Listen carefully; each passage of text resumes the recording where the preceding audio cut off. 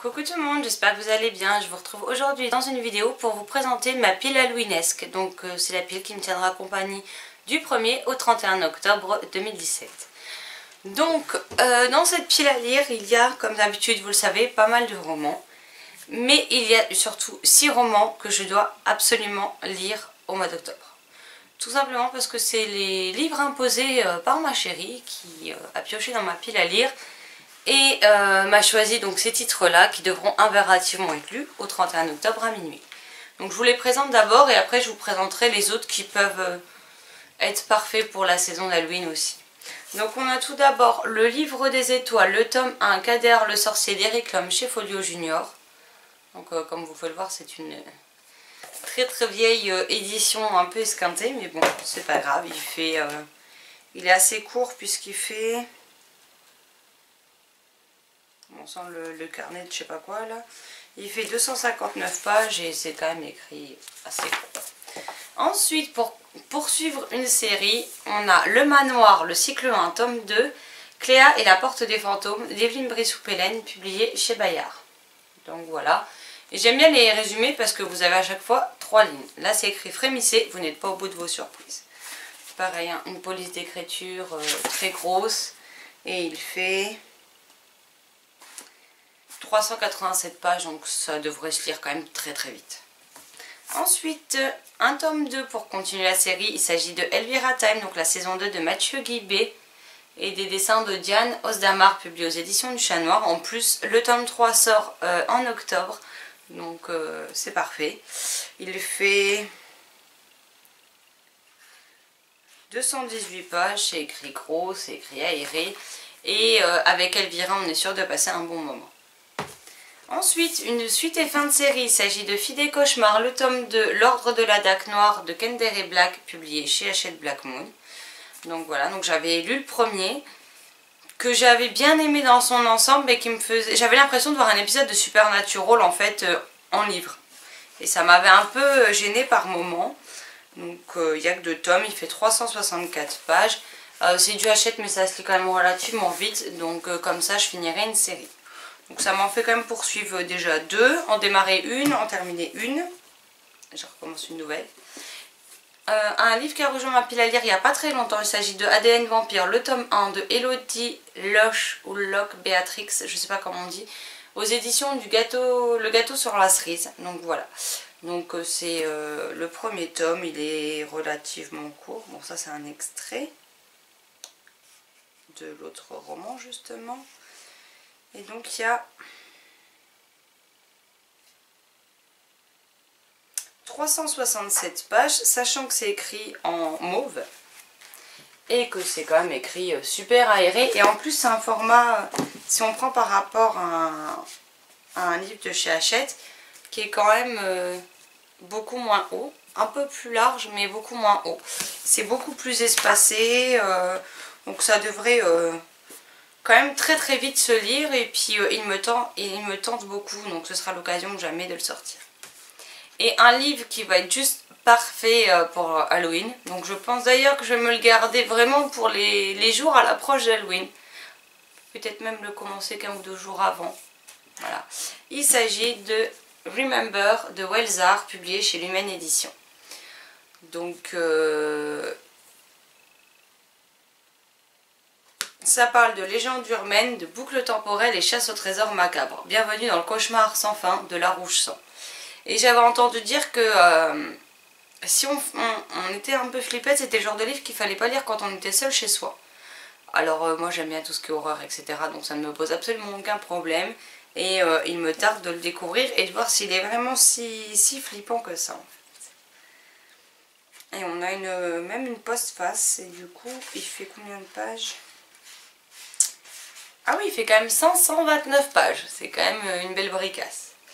Donc voilà pour les livres que je devrais obligatoirement lire au mois d'octobre. Je pense que je commencerai par ADN Vampire le mois et je le finirai certainement avec Remember. Ensuite, on a Photophobia de Tom Baker, publié chez Milan dans leur collection Page Turner. Donc ça c'était... des épreuves non corrigées, mais il est déjà sorti depuis, et si je me trompe pas c'est un polar, donc je me suis dit que ça pourrait être sympa pour la période Halloween. Il fait 279 pages. Vous voyez, c'est quand même super aéré, donc ça devrait encore une fois très vite se lire. Encore une suite et fin de série avec La Nuit des Fugitifs. Donc le tome 2, c'est le premier tome, c'était le suivant sur la liste de Manon Fargueton chez Rajo Thriller. Donc voilà. J'avais essayé de le lire en début d'année, mais j'étais pas dedans, donc j'ai préféré laisser tomber. Il fait 282 pages. Encore une fois, c'est de la jeunesse, c'est écrit gros, ça devrait vite se lire. Un livre qui est dans ma pile à lire depuis un bon petit moment maintenant, il s'agit de Lina et la forêt des sortilèges, le tome 1, La tombola des démons, de Serge Brussolo, publié chez Michel Lafon. Donc là pareil, si on prend, je sais pas moi, un Lumen par exemple, il est beaucoup plus petit quand même, donc il y a quand même tout ça en moins. Il fait, si j'y arrive, 204 pages. Encore une fois, c'est écrit gros, donc je compte bien essayer de le lire. Un livre qui m'a été offert à Noël par un ami, il s'agit de Creuse la mort de Paul Clément en auto-édition avec la couverture en hardback. Et moi j'ai l'édition numérotée. Donc il y avait 150 exemplaires qui étaient numérotés, etc. J'ai le 83e, j'ai le petit mot de Paul Clément dedans. C'est écrit assez gros, assez espacé. J'ai perdu ma feuille. Les en-têtes de chapitres sont décorées. On a aussi des illustrations en couleur et les illustrations sont faites par son frère. On a ce genre d'illustration. Et il n'est pas très gros malgré qu'il paraît énorme, mais en fait il n'est pas si gros que ça.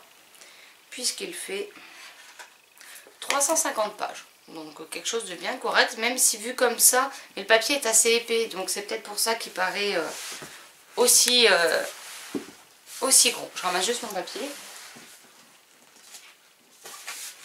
que je vais remettre dans mon livre. Voilà. Ensuite, une autre épreuve non corrigée d'un livre qui vient de sortir. Il s'agit donc Dans l'ombre de Stella de Alexandra Sirowi, publié chez PKJ. Donc là, c'est deux petites sœurs qui sont parties se promener. Il y en a une qui a disparu et on suit l'autre. Donc celui-ci, attention, par contre, il est à partir de 15 ans seulement. Donc c'est qu'il doit y avoir une raison.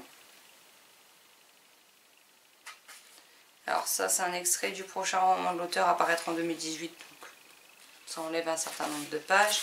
Et il fait 415 pages et c'est écrit très gros. Donc voilà. Un autre PKJ en épreuve non corrigée, il s'agit des âmes rouges de A et S Croze, donc qui s'intitule L'éveil. Alors je sais pas si c'est un tome 1 en fait. Donc pareil là, il fait 396 pages, encore une fois c'est écrit gros. Par contre, oui c'est bien ce qu'il me semblait, il y a du zombie là-dedans, donc ça devrait le faire pour la période de l'année. Ensuite, on a Damanta, le tome 1 de Céline Guffroy, publié aux éditions Valentina à l'époque. Donc voilà, donc c'est un livre qui est dédicacé. Je crois que ça parle de vampire. Je sais même plus. C'est du fantastique. En tout cas, il y a des sorcières dans l'histoire. Ça, c'est écrit dans le résumé. Ça, c'est un autre roman. Et il fait 407 pages. Donc là, c'est déjà un peu plus compact, mais il me tarde de le découvrir. On approche de la fin de cette pile à lire avec 7.7 La mort vous regarde de Kerry Drawery, publié chez Hachette, dont le tome 2 vient de sortir. Et c'est... je sais plus du tout le titre. Je le tiens là et je vous mets la couverture du tome 2 ici, parce que je me souviens plus. Mais voilà, comme ça, s'il me plaît, je pourrais enchaîner avec la suite. Peut-être pas tout de suite, mais je pourrais lire la suite assez rapidement. Il fait 313 pages. Et par contre, la police d'écriture est assez particulière, mais j'aime bien. Donc à voir. Et on finit avec les 3 livres restants. On a tout d'abord Eleanor d'Holly Black, donc chez Bayard Jeunesse. Donc c'est avec une poupée sur la couverture. C'est écrit encore une fois. Je ne vais pas tout tomber. Très gros, ça fait...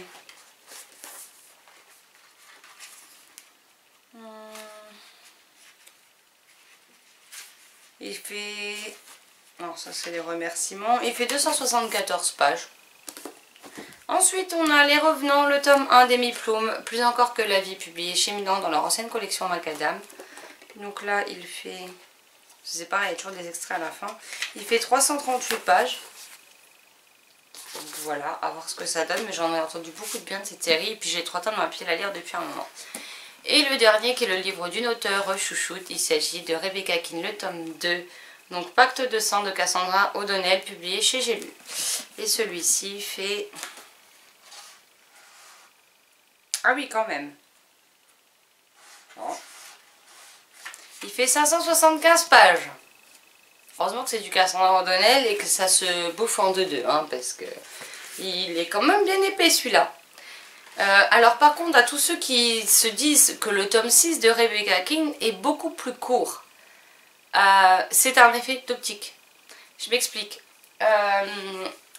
Pour la sortie du tome 6, j'ai lu à revue la police d'écriture de leurs ouvrages. Ils ont revu l'épaisseur du papier de leurs ouvrages, ce qui fait que le tome 6 paraît beaucoup plus court parce que l'écriture est beaucoup plus petite et le papier beaucoup plus fin en fait. Donc tout s'explique, mais pour avoir vu Cassandra O'Donnell au livre sur la place aux alentours du 10 septembre, elle m'a confirmé qu'il n'était absolument pas plus court au nombre, enfin certainement vis-à-vis du nombre de signes, etc. C'est simplement le changement de papier et de police d'écriture qui fait la différence. J'ai là, donc je vais vous montrer déjà la différence de police d'écriture entre les deux.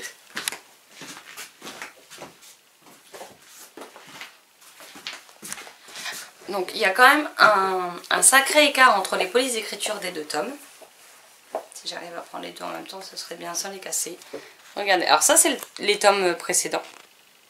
Et là on a le tome 6. Donc je sais pas si vous allez bien voir, mais c'est quand même écrit beaucoup plus petit. Donc ça explique déjà que ça réduit significativement le nombre de pages de l'ouvrage, puisque le tome 6 fait 287 pages et le papier est très fin.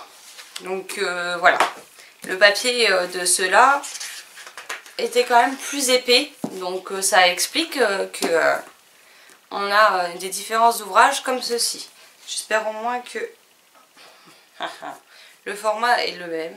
Oui, le format est resté le même par contre en hauteur, donc c'est déjà ça. Même si ce n'est plus présenté pareil sur le dos, mais bon, tant pis. Donc voilà, donc il n'est pas plus... Enfin, le livre paraît plus court, mais l'histoire n'est pas plus courte en elle-même, en fait. Hein. Donc voilà. Donc ça, c'est donc ma pile à lire pour le mois d'octobre. Si vous en avez fait également, n'hésitez pas à me laisser les liens en commentaire ou à me dire ce que vous comptez lire au mois d'octobre. N'hésitez pas à me dire si ces livres vous font envie, si vous en avez découvert certains, ce que vous en avez pensé, si certains sont déjà lus. Enfin, le blabla habituel, quoi. Sur ce, je vous laisse. Je vous souhaite une excellente journée, de très belles lectures et je vous dis à très vite pour une prochaine vidéo. Ciao, ciao.